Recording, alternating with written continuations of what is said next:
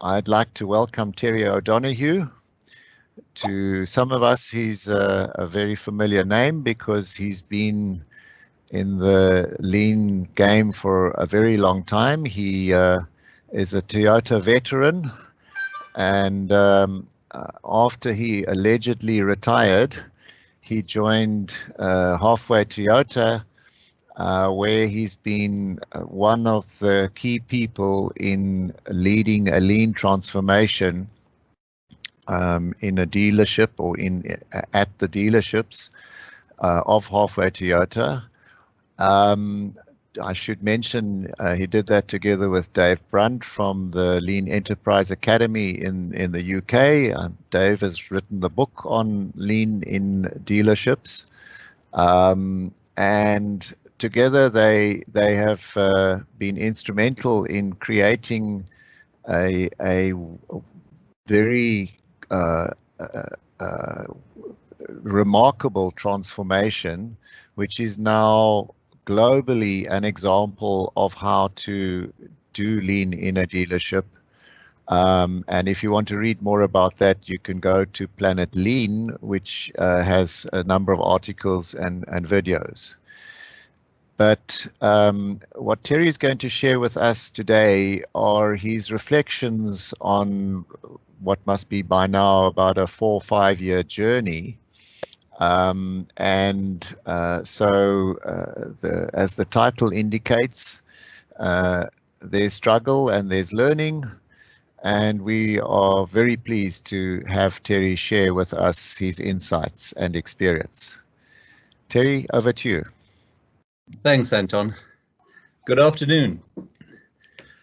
Some years ago, I heard John Shook start his talk by quoting Paul O'Neill, the CEO of Alcoa. Paul stated his objective for the presentation as, "I want to communicate a few ideas in a clear way that might be helpful to you." That seems to me a good aim to have, and that's what I hope to achieve today. Communicate a few ideas in a clear way that might be helpful to you. I joined the Halfway Group in 2011 after I retired from a 30-year career at Toyota South Africa. My express interest was to apply TPS at the retail level in the motor industry.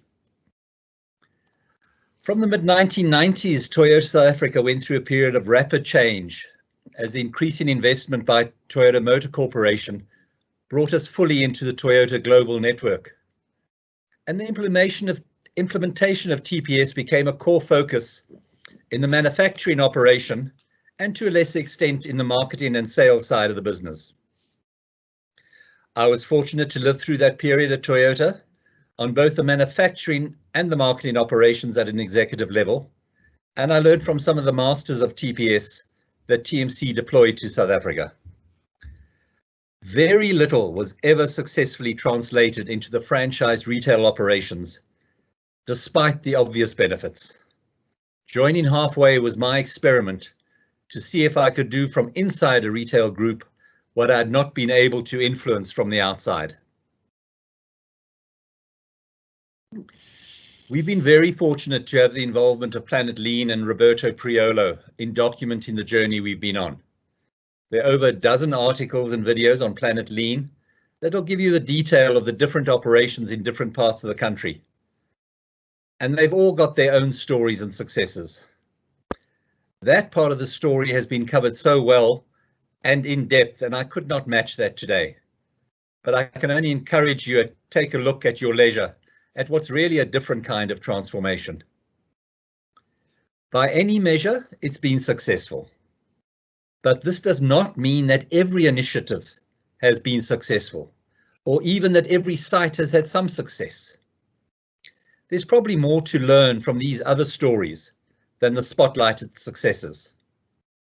Yeah, much as it was on the long sea voyages that helped identify the importance of vitamins to prevent scurvy, it's often the absence of something that helps us understand its importance.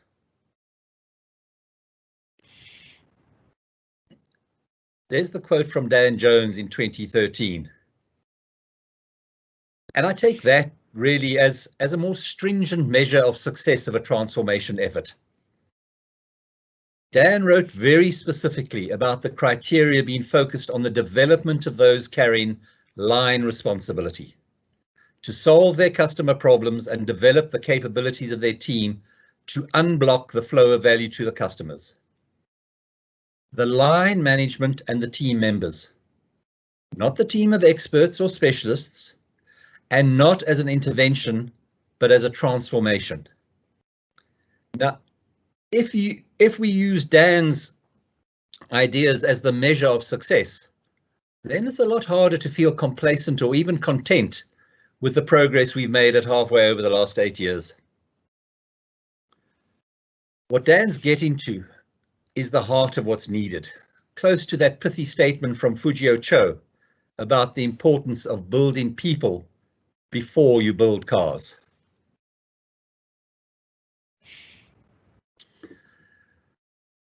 In late 2018, Casper Kruger joined Halfway as the CEO of the motor division. As part of his induction, he walked with me in the dealerships. And while Casper had been a colleague of mine at Toyota South Africa and he shared some of that heritage and culture, TPS had never been a focus for him. And this and the retail environment was a new adventure. His comment after the couple of weeks it took us to walk the sites provoked much reflection. After seeing the performance difference between the sites that had made the most progress with their transformation and those that were lagging behind, he asked, "It's so obviously better. Why isn't everyone doing it?" I've been using that question for several months now to try and understand what gets in the way. What stops or hinders the implementation? Why do we struggle to make it everywhere? Today, I want to share what are really personal reflections with you in the hope that they might have some relevance to your journey and maybe give you some food for thought. This is the struggle of the title of this talk. I hope you find some learnings in my struggles. I've picked out 10 such lessons that stand out for this talk today. And it's John Shook's Lean Transformation Framework that we make liberal use of during our journey at Halfway. We know now that the enterprise transformation requires change on 5 dimensions, not 4, not 6. And all 5 of these dimensions must be changed at the same time. And this is true. At Halfway, we often evaluate our efforts and progress directly against this framework. But from my experience, I would say that while all 5 dimensions are important, it's particularly the vertical, the 3 through the middle, from purpose through management behavior to values and basic thinking, that seem to be the most diagnostic in distinguishing our most successful examples from the ones that are less successful. And it's particularly the heart of the framework, that center of the house, the management behavior and systems put in place to support the behavior. These are the things that seem to me to carry a disproportionate weight of the explanation in the differences. Maybe this graphics gets the point across more succinctly. Have a look at that bottom arrow, where the vision and purpose are clearly expressed and coherently rooted in the values and basic beliefs, and the shared vision gives direction to the efforts of all the team, who focus their efforts on the desired outcome. The impact at the tip of this arrow is clearly far greater than the impact at the tip of the top arrow. That top arrow, which can justifiably be labeled normal. Things fall apart. The center cannot hold. Our experiences start here. Time spent building alignment, and mostly you build it by dialogue and listening and involving. This time is seldom wasted and pays huge dividends when you get it right. Lack of alignment is a significant anchor dragger on the implementation and performance. By way of analogy, look at the picture of the French football team, World Cup 2010 in South Africa. It's a team that included Evra, Anelka, Ribéry, and even Thierry Henry at the end there. It's a talented group by any measure.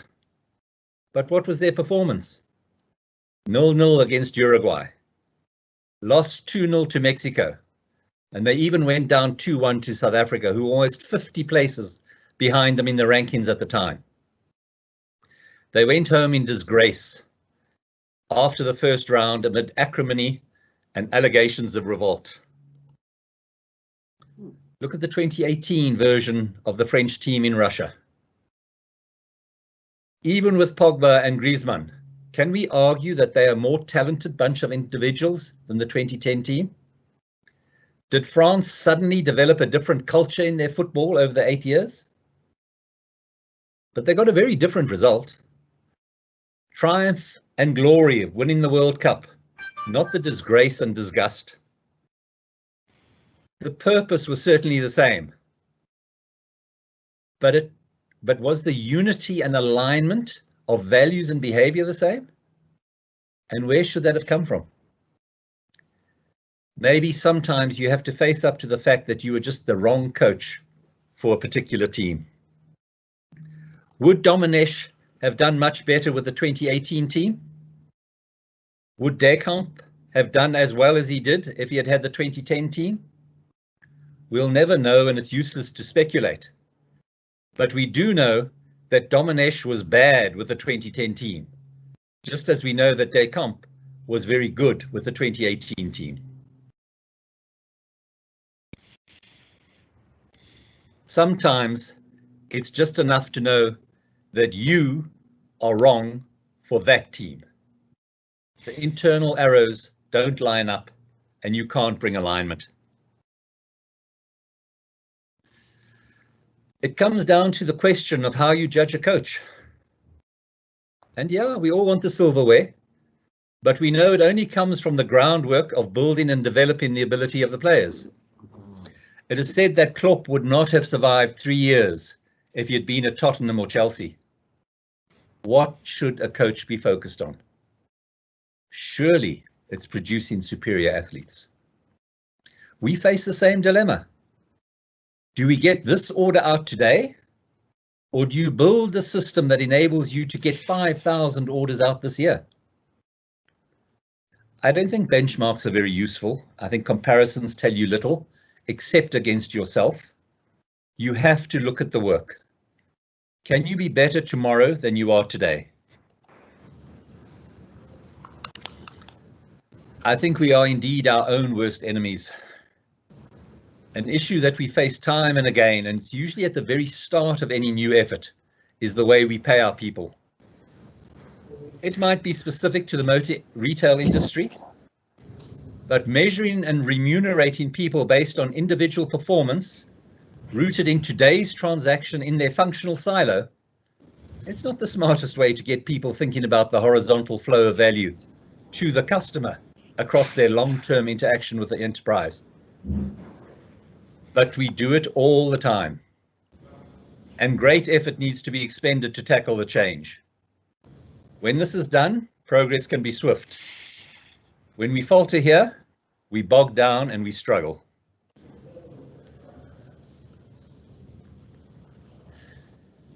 Remuneration and incentives or commissions are not the only misaligned metric.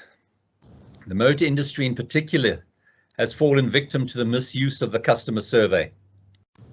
The OEMs drive the CSI measure, be it with Ipsos or JD Powers, and the ranking and the outcome becomes dominant and an end in itself.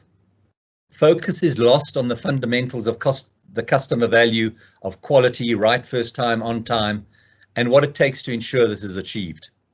The score and gaming ways to improve the score takes over. You end up with what I refer to as the coffee syndrome. The sprinkles on the cappuccino take precedence over the quality of work as the customer experience is reduced to cute tricks by the barista. On this day, this particular Porsche dealership I visited had 35 vehicles standing on their premises they were unable to fix and return to their owners. But they got good marks for the coffee. That was seen as important to the customer experience. Sorry, we can't fix your car. The way management interface with the work is also definitive. This is Ty, who is a dealer principal at one of the larger sites. He's explaining in an executive review the performance on the parts special orders older than 7 days. This is one of several graphs that Ty will explain during this review. Now, special parts orders older than 7 days is an important measure. It's a factor in the cash-to-cash cycle, and it's often the source of dead stock when not monitored closely. But how much is Ty able to explain, understand, and action from looking at a graph that tracks the monetary value of the special orders older than 7 days? Contrast this with Onka's board on special orders at the Ngami dealership in Maun. Onka's a service advisor who places the special orders for parts that are not normally kept in stock and are needed for this customer's vehicle. Her board is on the side of the cage where the special orders are isolated as they come in, and she monitors by a tally each day. Standing next to Onka, anyone will know exactly what the current state of her special order process is, what she needs to do next, and where the problems are. They'll be able to hear from Onka at a level of detail specific enough to be of some assistance if need be, every day.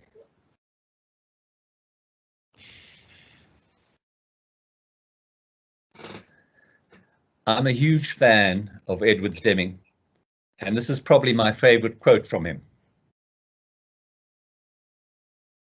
So much of management behavior is about merely finding and recording the failures of men. Most often driven by an accountant-dominated approach. But leadership is about much more than exhorting people to try harder. The real test is to remove the causes of failure, to help people do a better job with less effort. How you set up the way you look at metrics and where you look at metrics will determine whether you're recording failure or whether you're in a position to help people solve the problems that they face. Measures must reflect the state of the work, where it happens, as it happens. They're much more useful to keep people focused on solving problems and delivering value than any monthly review of financially based information.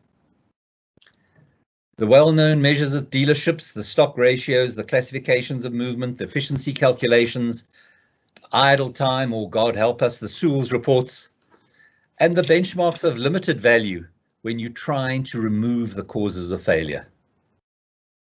They embed the existing behavior and they limit Genshi Genbutsu.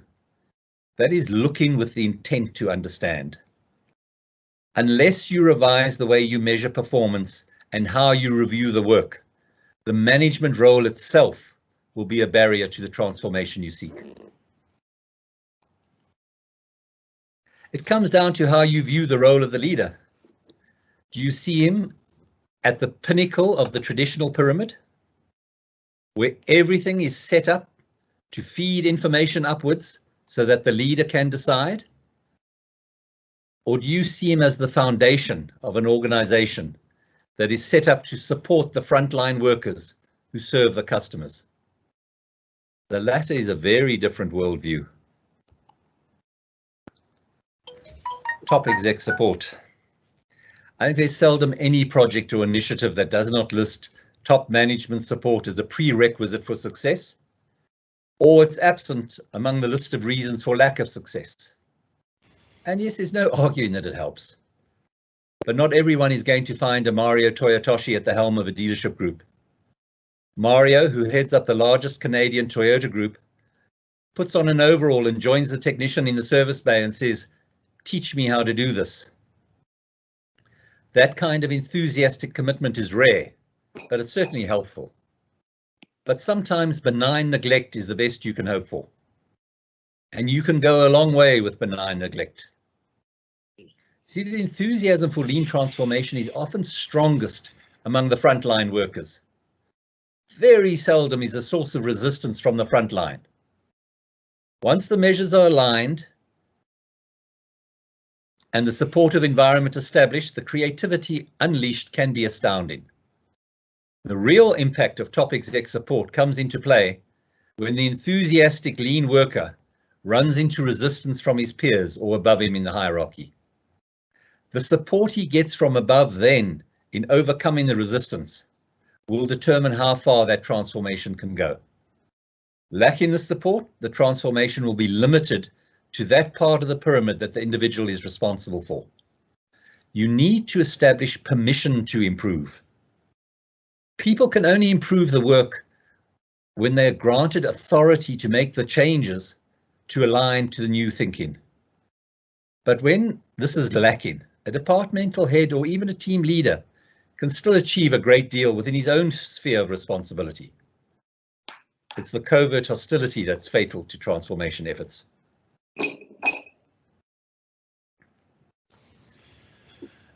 The turf battles, probably the most sensitive and controversial area of any transformation, is when it gets involved in the battles of turf. Call it resistance to change politics. It takes many forms, but it comes down to a struggle for control.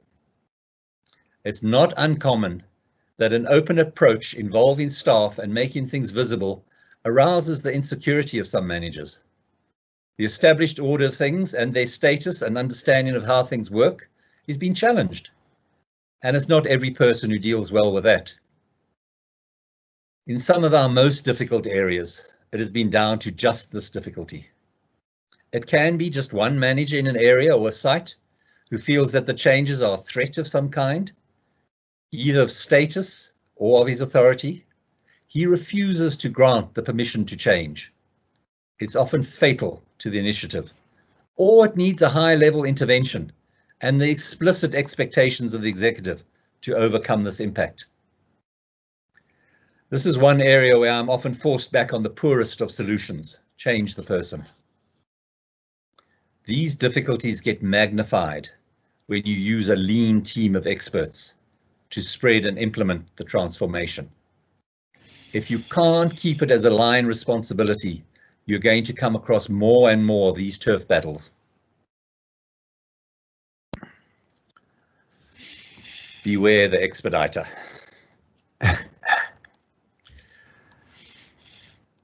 From Ono, one of the foundations that we use: let the flow manage the process. Don't let management manage the flow.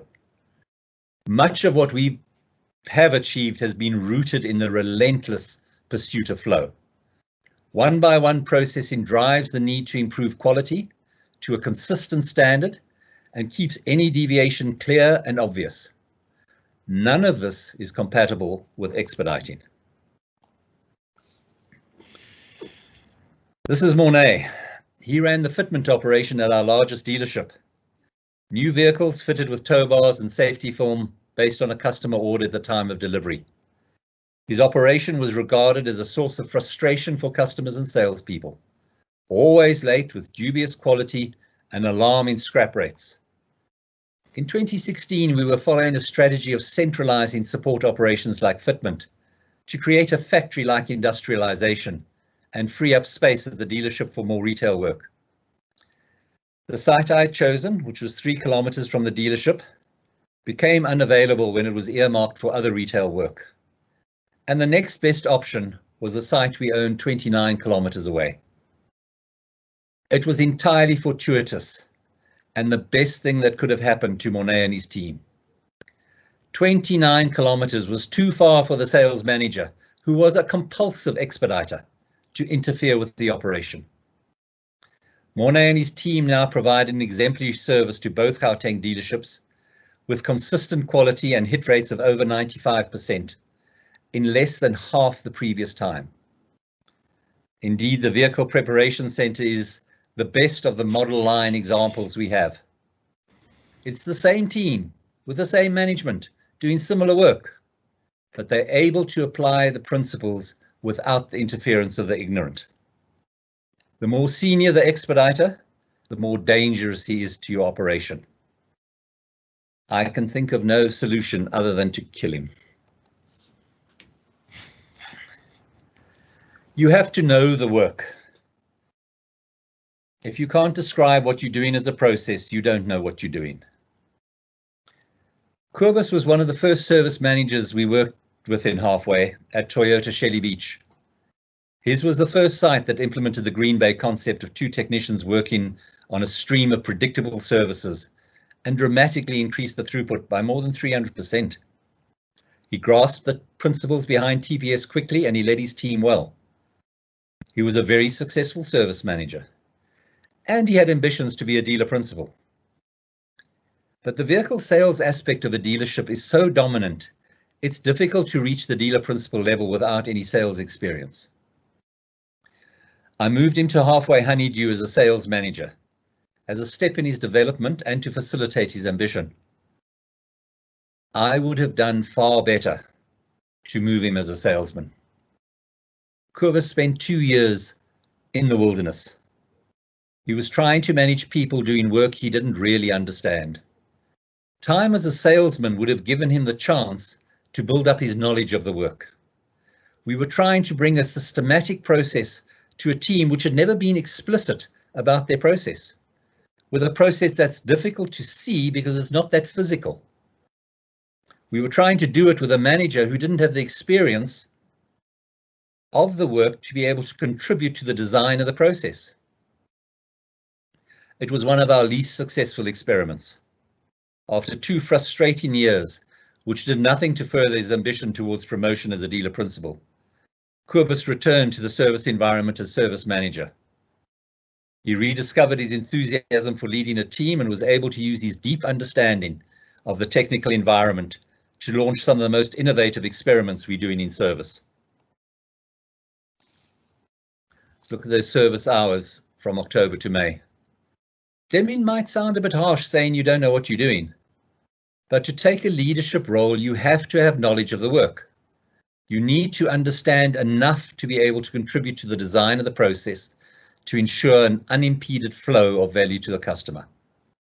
If you don't, you have to be able to listen enough to the people who do understand it, to work out how to apply principles to that knowledge and improve the work.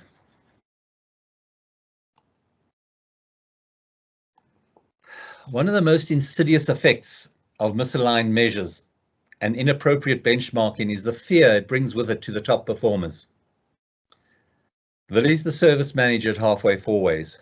He's won the top service award from Toyota South Africa several times. His shop looks exemplary. But Willie struggled to respond to the challenges of continuous improvement. What if I try the experiment and it fails? I've got 2 strong competitors just down the highway. What if I fall behind by trying something that doesn't work? What would it mean if I was no longer number 1 in service? Lean needs you to be brave. You need to have the confidence that a failed experiment is not fatal. Most dangerously, when the metrics you're relying on are not giving a valid reading of your situation. You know, the OEM evaluations, the superficial response not rooted in quality, this attitude that if they haven't complained, it must mean it's good. This fear can result in stagnation, and in time the metrics will catch up with you, and then you won't be number 1 anymore.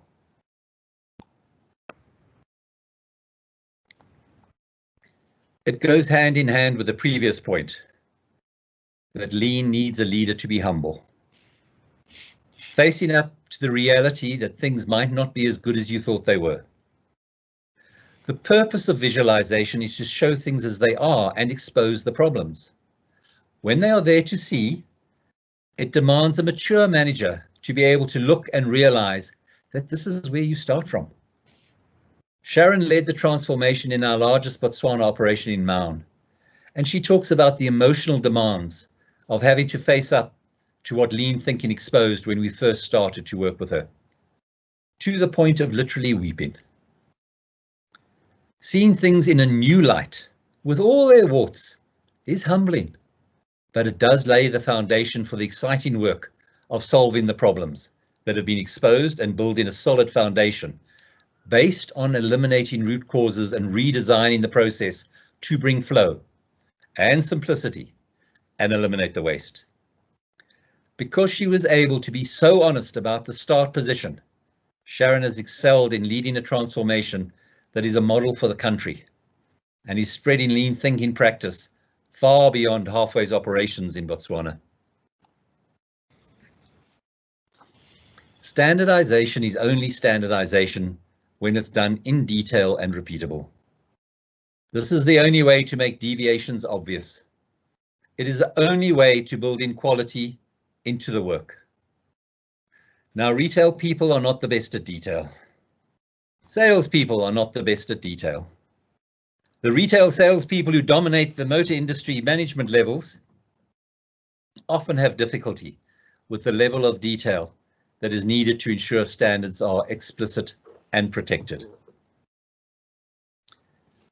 The now famous example of the Japanese men's relay team in Rio, where they focused on the hand over the baton to eliminate waste and overcome the disadvantage they had on straight speed. This is an indication of what can be achieved within your limited resources. A 1.28 second improvement on 400 meters translates to about 15 meters at that speed they're running. That's a phenomenal difference, just by understanding the detail of the baton change. We stick to basics. We use the spaghetti charts, we use Yamazumi diagrams, we use the skills matrix. In their handwriting at the workplace, workers will feel confident in changing it if they have written it. You don't type it, and for God's sake, don't laminate it. You'll kill any chance of the team members changing what they've done when they have a better idea.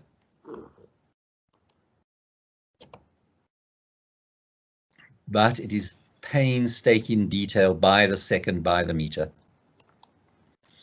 We still use the Kaizen Express. We go back to Deming, we go back to Ono. And you need to ask yourself if you really need to buy the new books. Have you understood and implemented the content of the old ones you bought?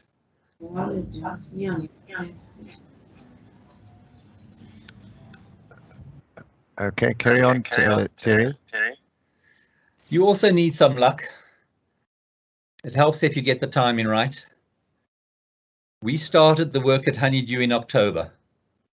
Their peak seasonal demand is November and December. And it makes a real impression when you lift a capacity constraint just as the demand surges. It's not such a big deal if you improve capacity and it merely increases the idle time. Create the conditions, solve the real problem. Now what they can see is that it's all about retention. It always was, but they can see now that they've got 50% more space than they need, and they're doing 50% more than they were, and they have the potential with the current resources to increase this to 100% if they can stimulate the demand. Sustainability is the holy grail we're searching for. If it's a transformation, it means it's sustainable. Otherwise, it's just an intervention. An intervention has a life as long as the external energy lasts. Sustainable means the energy is generated from within. This slide's in Portuguese. It comes from a visitor we had from Brazil, Ricardo Costin, who has a Volvo dealership there. And prompted by a Planet Lean article, he came to visit Sharon in Maun. This slide is from his report back to his staff on what he saw at the visit. I especially like the obsessio, translated as obsession. An obsession does seem to encapsulate what I think is needed to keep the progress. An obsession with flow, an obsession with visualization, and an obsession with standardization, and an obsession with frugal improvements is what Ricardo saw. The people who are making the most progress, doing the most innovative and impactful things, and trying the most creative experiments are the people who have an obsession for lean and continuous improvement.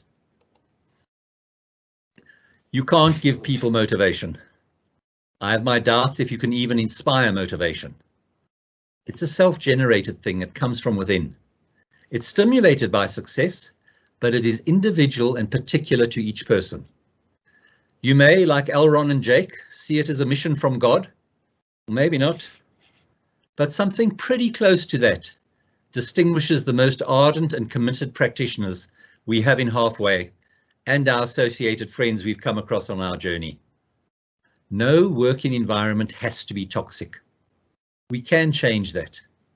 As Deming said, pride in work is possible. So do we have a formula for success? No, I think it's more of an approach. There is a sequence we generally follow. We always start with the work, look at the work. We try to understand the mix of work. The objective is to get flow. You can only get flow where the work is predictable. So first, separate predictable work from the unpredictable. Predictable work can be put into flow. The benefits of one-by-one flow are so dramatic. They create the conditions for people to want to continue the efforts. You can later get to know how to make work that is currently unpredictable more predictable. Once you can create a separate stream for the predictable work, a green stream if you like, you can use the lean tools to develop the standard work. Once the standard is set and documented, the visualization of gaps can initiate the PDCA cycle, and this forms the foundation for the development of the problem-solving capability of the team members. It's the problem-solving capability that will determine the long-term success of the continuous improvement efforts. Nothing sustainable is achieved by instructing team members to change to a better process. Nothing sustainable is achieved even if you show them how to improve the process. Even showing people how to eliminate waste will not take them to a place where problem solving dominates. You only build problem solving capability by solving problems. Building problem solvers is the objective. That means solving problems, not implementing other people's solutions. Struggling with the problem and how to solve it is where the learning and development happens. Guiding people through the process of problem identification, data analysis, developing a hypothesis, and then designing an experiment to test their hypothesis is the only way to help them learn in a way that helps them play the continuous improvement game. It's not about compliance and audit. It's about the development of a skill, learning to see a gap and responding to it by working out how to prevent it occurring again. There can be no rollout. You learn from your own struggle. Learning problem solving is more important than solving a problem. But look at the picture on the left. The youngster still has to get his feet in position, his head in the right place, the flex in his knees and his hands ready. You can see the ball is going to go straight through his legs. He'll learn how to make all the adjustments and put it all together to build his skill, but it takes practice. The coach obviously knows how to play. He's teaching from a basis of experience and understanding.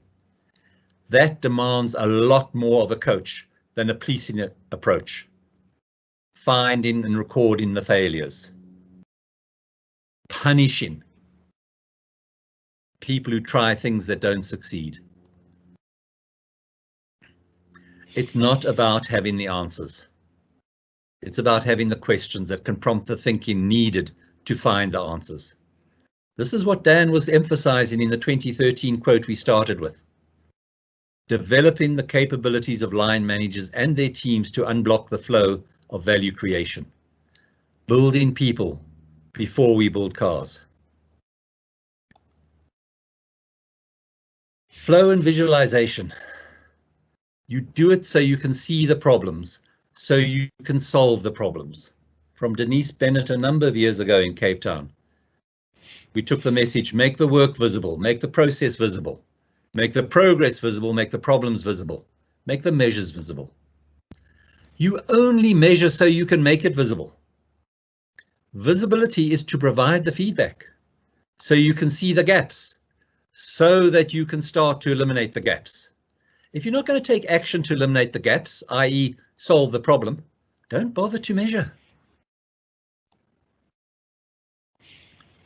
Conclusion, it's not rocket science, but just because it's simple doesn't mean it's easy. Aligning the management behavior and systems to support the frontline transformation is still a work in progress for us at Halfway. but getting the center of the house right is the most important problem we need to address. The answer to Casper's question lies in the middle of the house. So what's your management system? What behaviors are required? Thank you very much. Well, thank you, Terry. I have to say that we've heard a few rare gems based on your experience. Thanks very much. So we have a couple of questions in the chat. I'll start with the questions by Andrew and David on both on training. What level of training was given to the frontline teams? Then did the lean training include all at the dealership, and how much was done before the first steps were taken? I'm not trying to be glib when I say none. The training happens at the workplace. We do use some games, some simulations, particularly around flow and the importance of flow. We don't do, certainly we haven't up till now, we don't do across the board the entire dealership. I generally start in the service area and particularly in the wash bay. Most often because the wash bay is very physical work that everyone can understand. It has a very short cycle, so you can repeat often and you can see the impact of the adjustments you make as you test your various hypotheses and do experiments. So we go from the wash bay to the green stream on service to the more complex work in service. And we do that for a while before we start going into the vehicle side, where we almost always start in the preparation. It's very difficult to see the work of the sales interface without influencing it. Not many people can conclude their negotiation with their salesperson and the F&I with an observer sitting looking at them. So we tend to try and do it from a distance. So we'll start with the physical work as much as we can. The training is done at the workplace in small groups, and it's done by doing. You learn by doing. We will immediately start people observing their colleagues. We use video extensively. It's just made it so much easier to do things like spaghetti charts, and we build from the bottom up. It always takes longer than you think. You think you don't have time to do this? Well, guess what? It's going to take you years longer than you think at this stage you don't have time for. It does take time to build if it's going to stick. Terry, thanks again. If any of you want to ask a question, then you can also click on the raise hand button and I'll give you a chance to speak directly to Terry. But meanwhile, in the chat, Julie has asked, well, firstly, thank you for a great presentation. And then she asks, how have you changed department remunerations to align with lean? This is an industry that's completely driven by commissions. It is. Our first point of attack, and we haven't been successful everywhere, but where we've got it right, we switched to a team-based remuneration. There is still pay for performance, but instead of having individuals competing with each other to grab the work that's most likely to give them the best performance, we reward the team. What you often find, particularly in the service area, is if technicians get rewarded by the hours they sell, your senior technicians very often start to dominate the planning process, and they undermine the controller who's making the decisions. So they start grabbing the easy work because that gets them their commission, and they leave the apprentice with the difficult work to struggle because he doesn't have the status to change it. By changing it to a team-based remuneration, they either all get or no one gets. You very quickly find the team where the senior people not only take the work that they're most capable of doing because it has the biggest impact, but they pay a lot more attention to helping the juniors overcome their problems. So where we've done that successfully, we have taken out that difficulty of people losing sight of the customer value and doing more things for their personal value and the achievement of their commission. Because the fundamental we're after is customer value. Thanks again. So a question from Andrew, was this effort only Terry or were there consultants involved? We don't ever use that word. I'm definitely not a consultant, and I definitely wouldn't use a consultant. Consultant conjures up all sorts of images for me. It is by nature an external intervention. I am more than happy to learn from anyone, and I have learned from lots of people I've engaged with, and I've brought people in to participate in what we are doing, but not as a, you can't do lean to people. You have to help people learn how to follow lean thinking themselves. And that to me is what gives me the problems with consultants who have a very often a solution they're going to roll out. Something that worked before that they've come to implement. So no, we don't use consultants. As Anton mentioned at the beginning, Dave Brunt has been with us a large part of this journey. And my colleagues within Halfway, I can name half a dozen who would be exemplary leaders of any lean transformation effort in any setting because of the work they've done and what they've learned in doing it. So it goes way beyond just Terry. Thank you. So Jeff says, awesome, thank you. I've made some notes and will revisit and research. I think that's a complimentary that he's going to take the trouble to investigate further. And then he asks, can you talk to OEE and whether that was a part of what you did at Halfway? Just help me with OEE as he sees it. Overall equipment effectiveness, okay. Looking at losses in a structured way. I am no fan of Six Sigma, and I don't get into that level of intense measuring. But availability of resources is fundamental to standardization.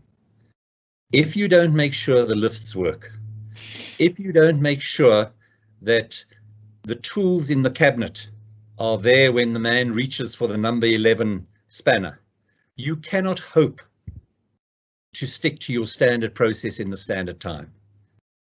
It's the responsibility of management to make sure that the resources are both available and working to be able to deliver the output the system's designed for. We've got this entirely archaic throwback in the motor industry that the technicians are responsible for their own tools. An artisan must own his tools. That leads you to a point where you're always having to audit the toolbox. Because if the technician loses a tool, who knows when he goes and replaces it? In the meantime, he's borrowing from the bay next door, or worse, pinching from the area down the passage. So one of the things we certainly do is standard tools owned by the dealership, allocated to the workers. The availability of resources is vital, but not at the, we've never gone to the extent of the Six Sigma measuring.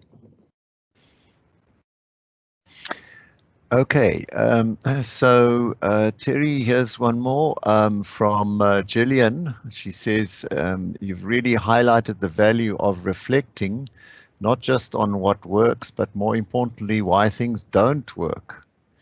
Can you explain about what you mean when you say that rollouts don't work? Okay. To me, the whole point of developing people, from that quote, Dan Jones, that I started with, it's developing the capabilities of the people. Developing their capabilities means helping them develop their problem solving. And the only way to develop problem solving is to solve problems. I'm very keen on showing people. We have our model lines. We take people to visit between the dealerships and the different businesses. We go and look, you steal with your eyes. But if you take a solution and say, this works, we did it in Scottburgh, we're now going to do it in Cape Town, you've just robbed all those people in Cape Town of the opportunity to learn and develop their problem solving. I think problems change. They change with the site, they change with the customer base, they change with the demand levels, they change with the equipment available. It's far more important to me that you learn how to solve problems than that you solve a problem. Learning how to solve the problem is what you're trying to coach. Question from Nikash. You spoke of the servant leadership model. What were your main challenges in the implementation of this model?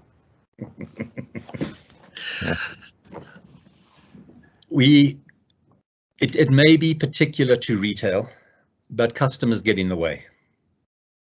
Customers walk right in and they come up to your desk.